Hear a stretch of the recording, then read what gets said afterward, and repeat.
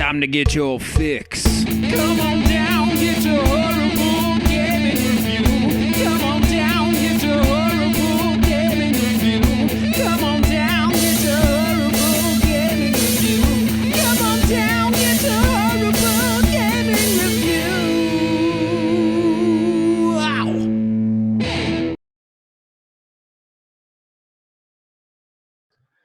Hello, my name is Zachariah with Old Man Gaming, and you have decided to tune into another horrible game review. Before we get into it, as usual, I am a house dad. I don't yet make money at this, so we do everything we can to make these good, but I can't promise quality. Number 2 disclaimer is these are snap judgment reviews. The horrible in the title of this video refers to the video itself and not necessarily the game that I am reviewing. We do snap judgment reviews, usually getting only about 5 to 10 hours with each of our games. Basically, we're just trying to look at it, get our best impressions as to whether you should play this, and then let you know. Finally, I do not give scored reviews. I do not believe in them for video games. I think it's one of the most subjective forms of art. And therefore, I will give you the overview of the game, what it is.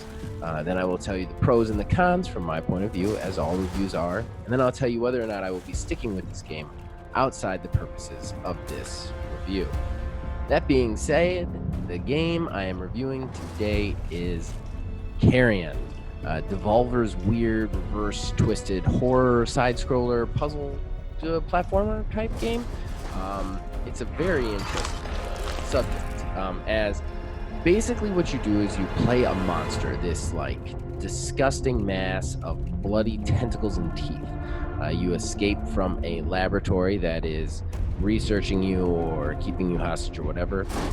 And then the entire premise of the game is to get out of the facility itself. To do this, you have to kill and consume all of the workers and soldiers and whatnot in the facility. As you kill and consume creatures, your actual mass grows, which lends you more and more abilities. You can actually find more abilities as well, just kind of questing around the map. This is meant to be kind of a Metroidvania, as you unlock new abilities, you can get into new places. And while for the most part that is true, I kind of found it a little bit more linear than something like that would be.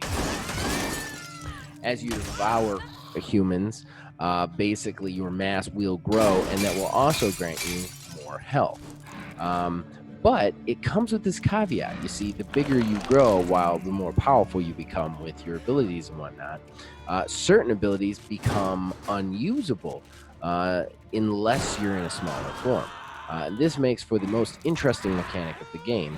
You actually have to shed your biomass at certain points. You actually have to take like life cuts to get yourself smaller so that you can use certain abilities that end up getting cut off by you growing into this horrific monster, which makes things very interesting. It definitely is a way to balance out the difficulty so it doesn't become too easy too fast. The monster that you play moves incredibly fast in this game too. That was something that startled me right off the bat. Basically, you move one analog stick and the tentacles just snap to whatever you're going for. So you slide through maps real easily. There's no jumping or complicated platforming stuff. Most of the normal terrain you can traverse relatively easily. Also, they have kind of like a weird kind of open-ended physics mechanics for your tentacles. So when you grab the humans or your victims, you can fling them around and hit them into things. You can just pull them into your mouth and eat them. You can do all sorts of things, as well as grab onto other debris and take out the humans that way. So that made for some interesting play in this one. Now, one of my disclaimers at the beginning of the game is I only get about 5 to 10 hours with the game. I actually finished this game. I finished my playthrough of this game, which was interesting because I very rarely get to do that in the game. And we're going to talk about that a little bit in the pros and cons. All right, number one pro with a bullet is how unique this is. I have never played a game directly like this that feels like this. I mean, there are plenty of games out there where you play the bad guy or you play the monster, but this one felt really, really interesting. And it definitely gave you this feeling of a supreme killing machine, like just with how fast and easy the monster moves over terrain. Honestly, when it first began, I kind of wondered how they were going to make it difficult, which we'll get into that in the cons, just because of how fast and easily the creature moves, how quickly it snaps up monsters, snaps up humans and kills them. It's not like a 2 or 3 hit sort of situation. You touch a human, that human is done. So that was kind of interesting. Yeah. My next pro is kind of a little bit more harder to grasp. It's harder to define because I don't know that I necessarily liked this game, which we'll get into that a little bit later in the cons and whether or not I'm going to stick with it. But at the same time, there was something about it that got in me. I had to keep going. I played it in 2 sittings. I sat down twice to play this game and I got through it. And the second one I played for about 3 straight hours on, and I mainlined it till the end. And it was real late when I finished it. And just there was something about the way this game is put together that just kept me moving through the game, which is interesting. And I can't quite quantify exactly what it was, because I even remember thinking back now that I'm like, I don't know that I even really liked what I was doing in the game, but there was just something about it that made me want to get to that end. All right, with that said, let's move into the cons. All right, so the cons. There are going to be a few of them, because like I said, while I did get through this game and there was something about it that drug me through it, I don't think I particularly liked the game itself. So number one con is its length. It's incredibly short, like just teeny tiny. And like, I believe if I counted it out, it was about a 4.5 hour playthrough. And I know I missed some secrets. I know there's some secrets to go back and get. But I think you could probably 100% this game in under 10 hours, which is just craziness to me. Especially when the game, the feel of the mechanics just start to get good, and then all of a sudden it's over. It was a little frustrating to me. I was kind of surprised that I could finish this. I mean, it was nice that I could finish it so I can give a full review, but at the same time, like, I would have liked a little bit more game here. My number 2 con is there are these sections in which you play humans, and I understand why they do it because of the ending, but at the same time, it's incredibly clunky and irritating. And it almost feels like a way to pass a little bit more time, like the game was too short, and they're like, all right, well, let's have them play as a human and move really slow. It's frustratingly annoying. You move through the levels seamlessly as the monster with such speed. You get so used to it, and then you just get like into these like walking simulator sections with a human, and it just takes you right out of it. I did not like these scenes. I felt like they could have been like conveyed in a quick cutscene instead of having me actually play it, and I almost felt like it was a way for them to stall for time to make the game a little bit bigger than actually like giving anything quality to the storyline. My next con is the attack controls.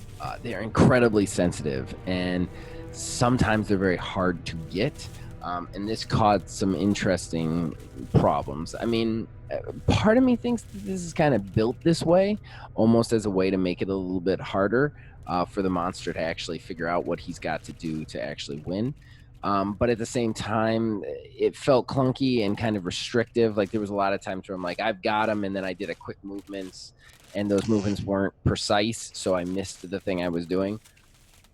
And they're just tuned to pinpoint, I guess is what I like to say, especially for like how much you got to fling things around. The other thing is to consume a human, like it says to just like grab the human and then let go of one button and it'll pull him into his mouth. I found it hard to actually like pull the human in and consume him. I found myself accidentally whacking them against walls, no matter what I did, even if I released the controller stick. So it's very strange to me, but I didn't necessarily like the attack controls. I felt like I was struggling against them the entire time. And with a game that's supposed to be a power fantasy, I thought this was kind of like a con.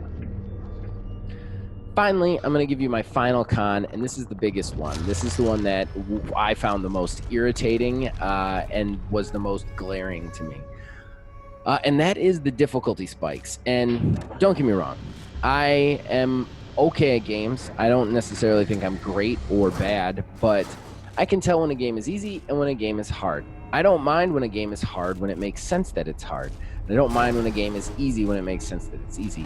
What I don't like is when a game is insanely, mind-numbingly easy, and then it goes from that into nearly impossible in 2.3 seconds. It feels like a trap and a trick, and I don't like that when game developers do it, because basically it lulls you into this false sense of security where you're like, oh, this game's easy, no problem, and then it just murders you, and I don't like that.